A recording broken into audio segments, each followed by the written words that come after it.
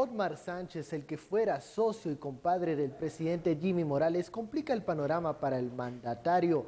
Ahora se comienza a conocer a profundidad los detalles de los movimientos que hacía este personaje que evidencia la relación entre política y empresas que muchas veces no da el mejor de los resultados. Ese es el tema de la noche. Participe con el hashtag SFCompadres. A continuación la nota sobre esta persona.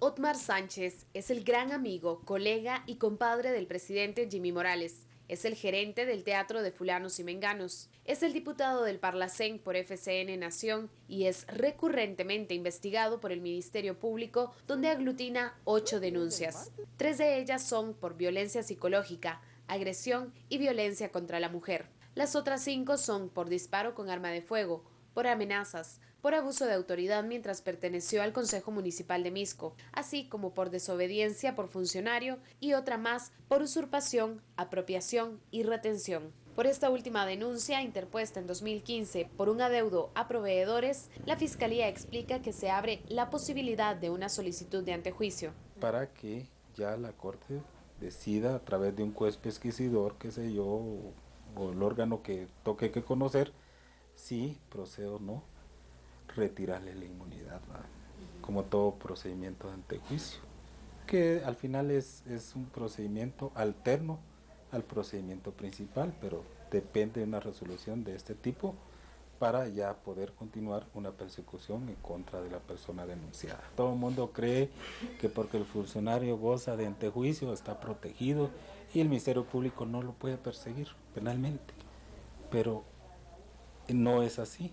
El antejuicio simplemente, como la ley de antejuicio lo indica, protege el puesto. El Ministerio Público revela que ya Sánchez acudió a rendir declaraciones. Por este mismo caso se encuentra involucrado también el hijo de Otto Pérez Molina y exalcalde de Misco, Otto Pérez Leal. Otmar Sánchez se posiciona de nuevo en el ojo del huracán luego de que se conociera que, a través de Fulanos y Menganos, el hijo y el hermano del presidente habrían justificado el pago de un desayuno fantasma en el Registro General de la Propiedad.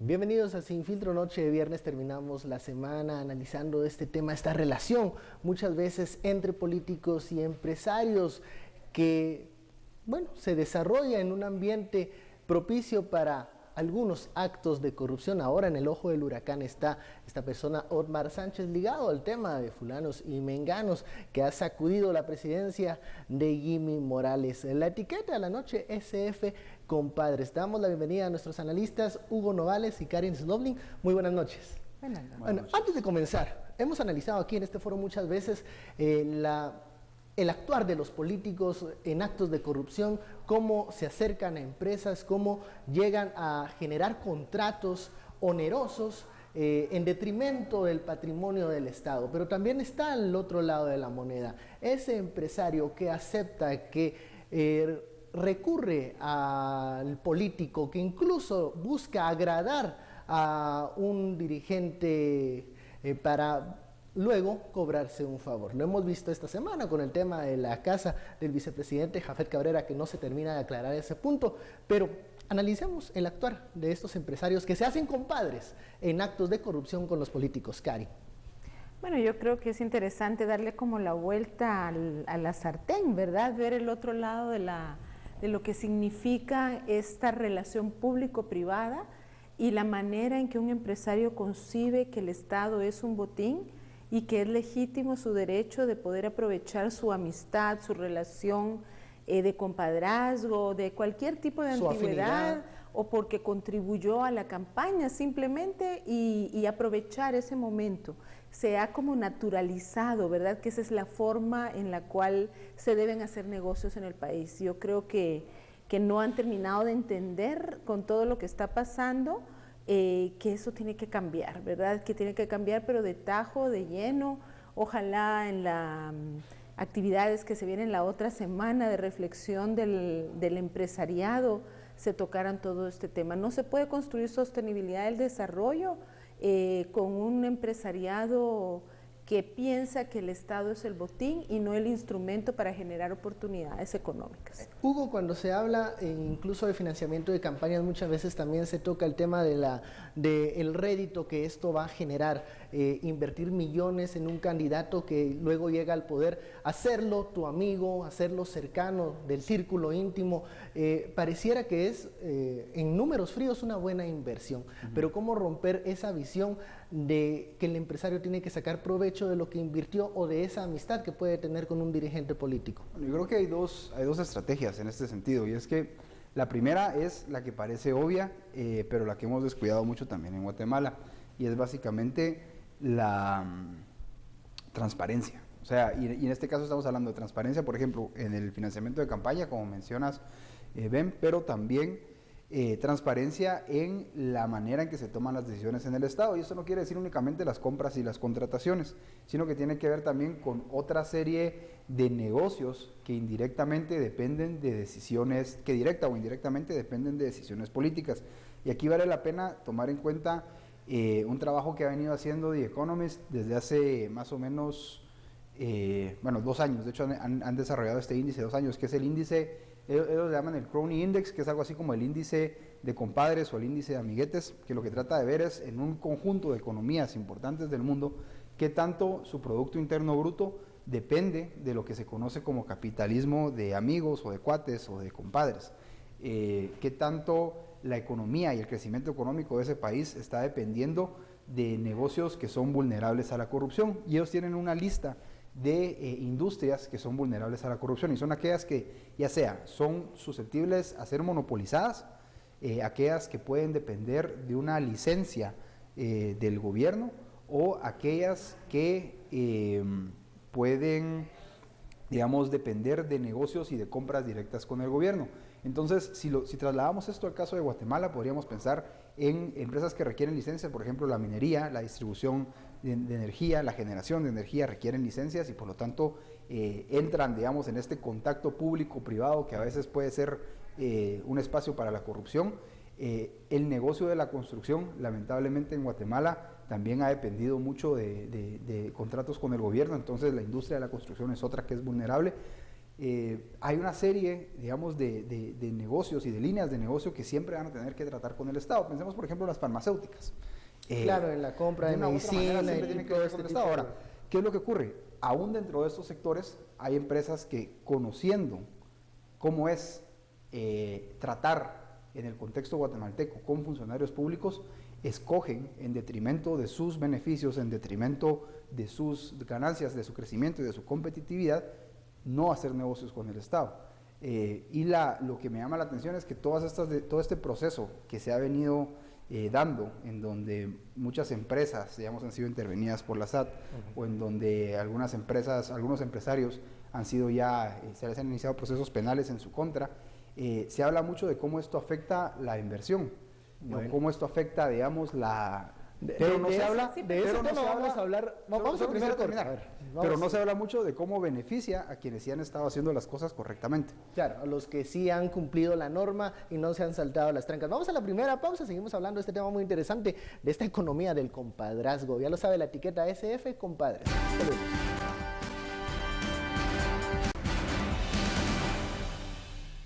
Regresamos a Sin Filtro con este tema SF, compadres, y cómo afecta esta relación político-empresarios a posibles actos de corrupción, en donde hay una posibilidad de acción, una decisión, una cercanía que puede provocar actos que no son del todo transparentes. Si hablábamos, Hugo nos decía, hay ciertas áreas vulnerables a la corrupción cuando se invierte. Pero no solo eso, no solo nos tenemos que quedar detenidos en ese campo, sino cómo hacer que el Estado no sea ese gran botín que hablábamos al inicio, y ver hacia afuera, ver hacia también las responsabilidades que debe tener el sector empresarial al momento de tener negocios con el Estado. Yo creo que es importante reconocer que en una economía que están todos los factores tan concentrados, ¿no?, en pocas manos, las oportunidades económicas y para ser incluso emprendedor son muy difíciles. Entonces muchos pequeños, medianos empresarios e incluso algunos grandes, ¿no? Que tienen dificultad para penetrar en mercados muy controlados, pues tratan de buscar la forma en que el Estado pueda favorecer digamos, su crecimiento, ¿verdad? Y más si usted tiene un allegado, un conocido, y más si está en puestos muy claves de decisión, pues es muy fácil hacerlo, pero además resaltando que esa es la práctica histórica que ha habido en este país, o sea, ¿cómo crecer hacia afuera y que no sea juego, el Estado el gran impulsor de los empresarios emergentes? ¿Cómo crecer hacia afuera y no que sea esto el canal para subir económicamente? Primero, yo creo que es fundamental una ley de competencia planteada de realmente para no proteger unos pocos sectores, sino que permita la abierta y sana competencia entre empresarios, entre empresas. Eso yo creo que es fundamental.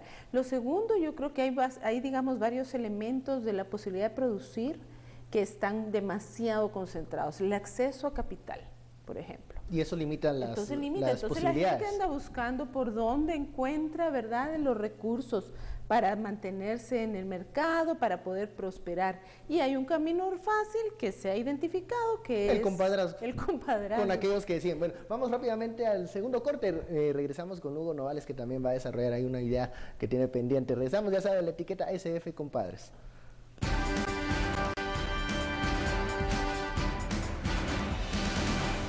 Regresamos a Sin Filtro, la etiqueta SF Compadres, y vamos con Hugo Novales. Hugo.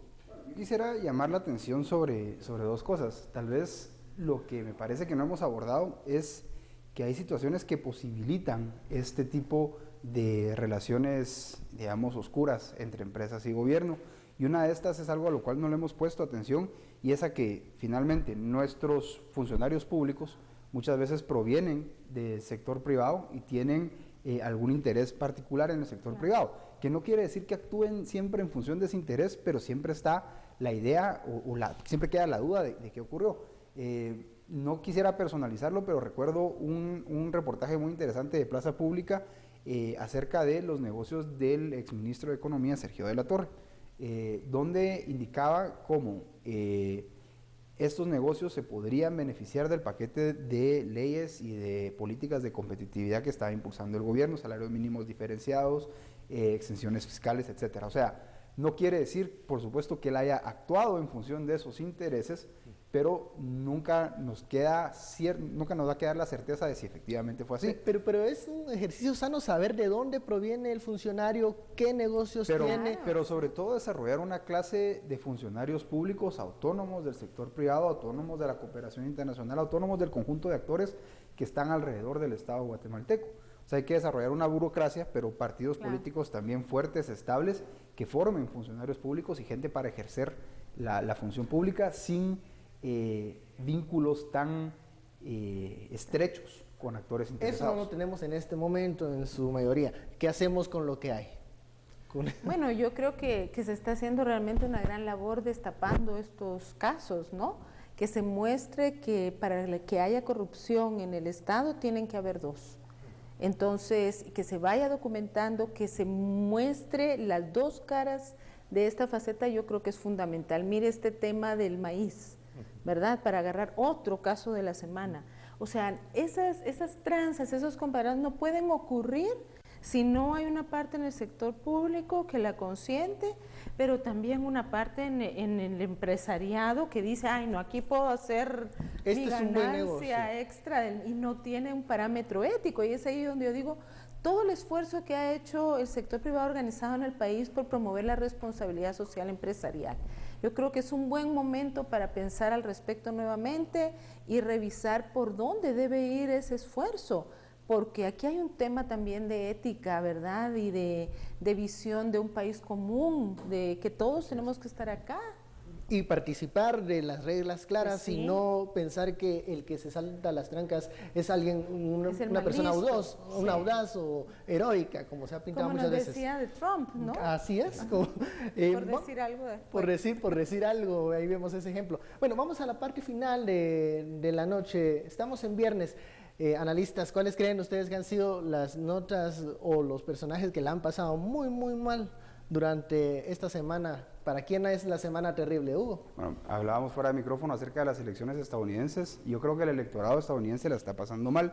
Pasó de 2008 y 2012, elecciones donde se discutía la economía, se discutía la política exterior, la guerra, a una elección en donde se está discutiendo el carácter moral de una ex Miss Universo.